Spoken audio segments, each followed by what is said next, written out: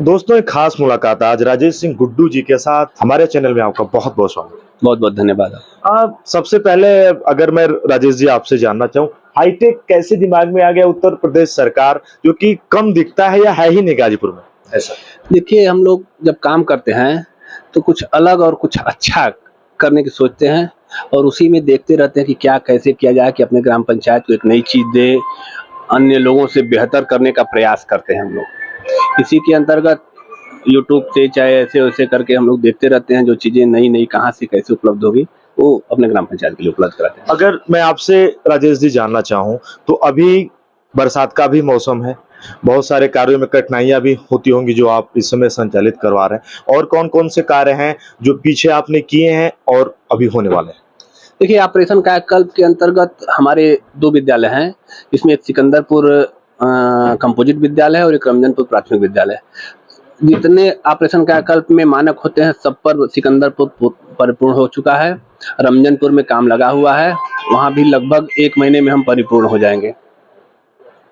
अभी और मैं आपसे जानना चाहूँ कौन कौन सी गांव की ऐसी समस्याएं हैं?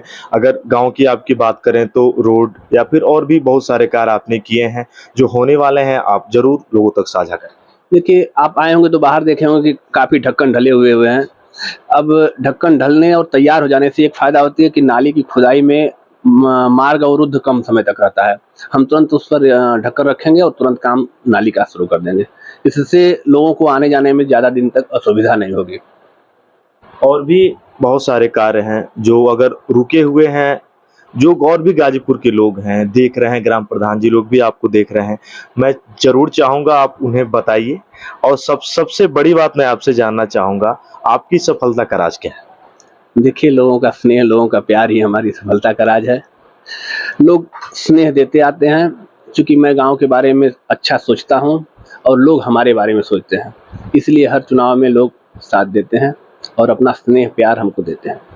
अगर मैं राजेश जी बात करूं, काफी अनुशासित और काफी सजग हैं आप। अगर कोई लेट भी आता है तो उसको ये बताना, या फिर मैंने सुना है आप उस पर मुखर भी हो जाते हैं।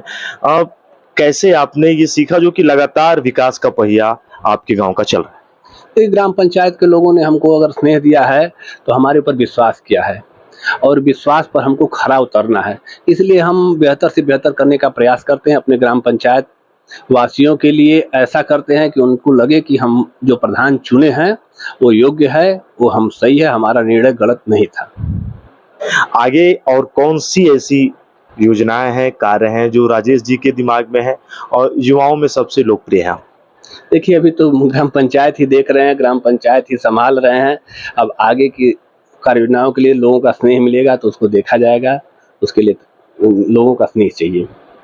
बहुत सारे कार्य राजेश जी गांव में, जैसे नरेगा है, मनरेगा है, या भी और भी सारे कार्य हैं जो कि होते हैं। अनियमितताएं भी बहुत सारे गांव में मिलती है, लेकिन आपके गांव में जो कार्य होते हैं इस समय अगर मैं बताऊं तो उसमें कभी कुछ ऐसा हुआ कि, या फिर वो भी चल रहा है? देखिए, हर चीज़ के लिए अलग मनरेगा कार्य होता है, ग्राम रोजगार सेवक है, वही कार्य देखता है, वही व्यवस्था देखता है, कैसे क्या करना है, वो सब चीज़ें वो मनरेगा कार्य रोजगार सेवक ही देखता है।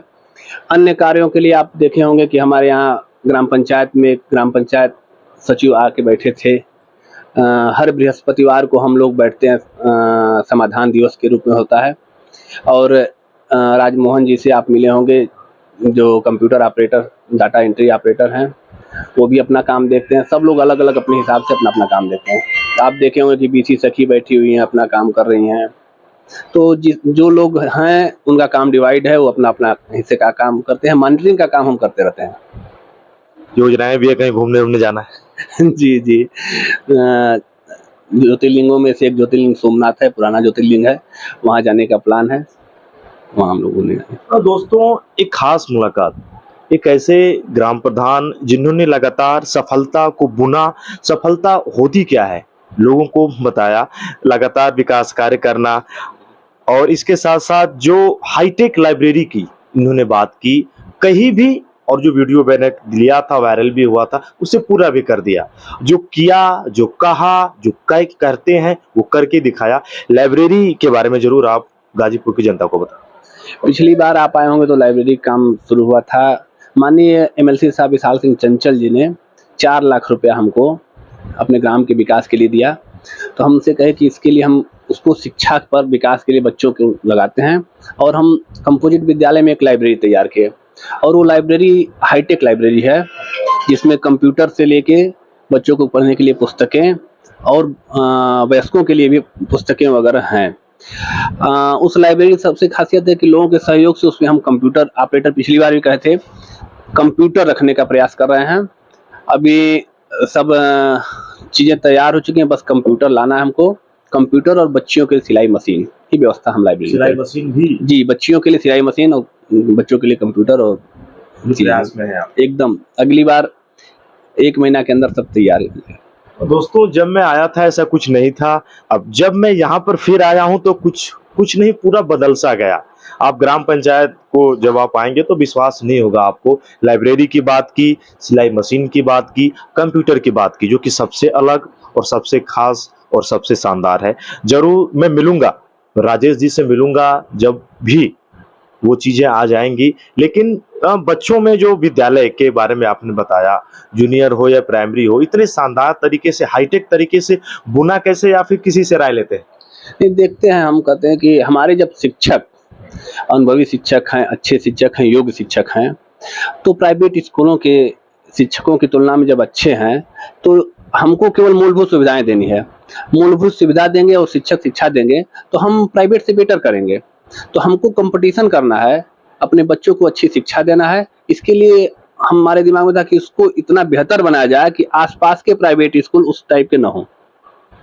इस आशय को लेके हमने एकदम हाईटेक अपना प्राइमरी स्कूल बनाया। और हमने सुना, लोग आप बगल में बात भी कर रहे थे गांव के लोग की, जब समय मिलता है आप बच्चों को पढ़ाते भी? जी, जी, समय मिलता है तो बच्चों को पढ़ाते हैं। हालाँकि अब तो स्थितियाँ ये हुई कि हमारे पास पूरे अध्यापक हो गए हैं। अब क्लास में जाने का मौका नहीं मिल पाता, चूँकि अध्यापक लोग रहते हैं। नहीं तो पहले अध्यापकों की कमी थी तो हम खुद क्लास में जाया करते थे। अभी भी मौका मिलता है तो कभी-कभार बच्चे कहते हैं कि आइए, चले जाते हैं। लेकिन आना जाना विद्यालय में? विद्यालय में प्रतिदिन हमारा लगभग आना जाना होता है, चूँकि पास में विद्यालय है। विद्यालय में प्रतिदिन हम सुबह आते हैं तो एक राउंड घूमते हुए। तो दोस्तों, गाजीपुर जिले में एक खास मुलाकात राजेश सिंह गुड्डू जी के साथ मैं जरूर चाहूँगा इसे देखें। और अगर आपके पास भी ऐसी हुनर है, ऐसा विकास आपने किया है, तो मुझे बुलाएं, हम आएंगे। इतना समय देने के लिए राजेश जी आपका बहुत बहुत धन्यवाद। बहुत बहुत धन्यवाद आपका।